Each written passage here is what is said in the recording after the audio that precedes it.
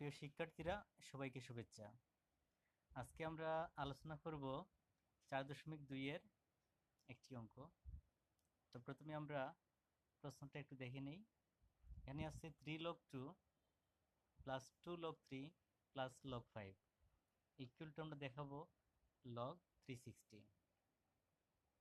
তো আমরা প্রথমে বামপক্ষ লিখলাম, যেভাবে আছে বামপক্ষ সেই একইভাবে আমরা তুললাম, অর্থাৎ 3 log 2 plus 2 log 3 plus log 5। আমরা পূর্বের ক্লাসে দেখেছি লগের সামনে যা কিছু থাকে তা উপরে চলে আসে, অর্থাৎ এখানে আছে 3 log 2, তাহলে এই 3টা 2 এর পাওয়ার হিসাবে থাকবে। আমরা লিখলাম log 2 টু দি পাওয়ার 3।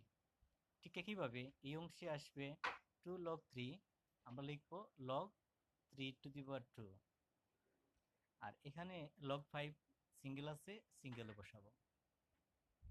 এবার দেখে নেই, প্রথমে প্রতিটাই অংশে লগ আছে, সেই লগটা আমরা কমন নিলাম, সাথে লগের সাথে বেজ আছে 10, বেজ লিখব।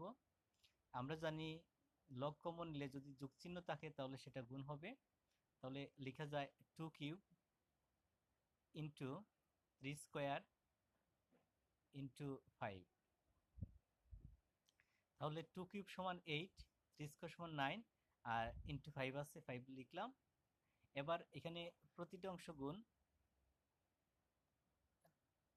8 এর সাথে 9 যদি গুণ করি, তার সাথে আমরা 5 গুণলে একসাথে হবে 360 ডিগ্রি, আর সামনে আমাদের লগ আছে, তাহলে লিখতে পারি যে লগ 360, আর সেটা আমাদের ডান পক্ষ।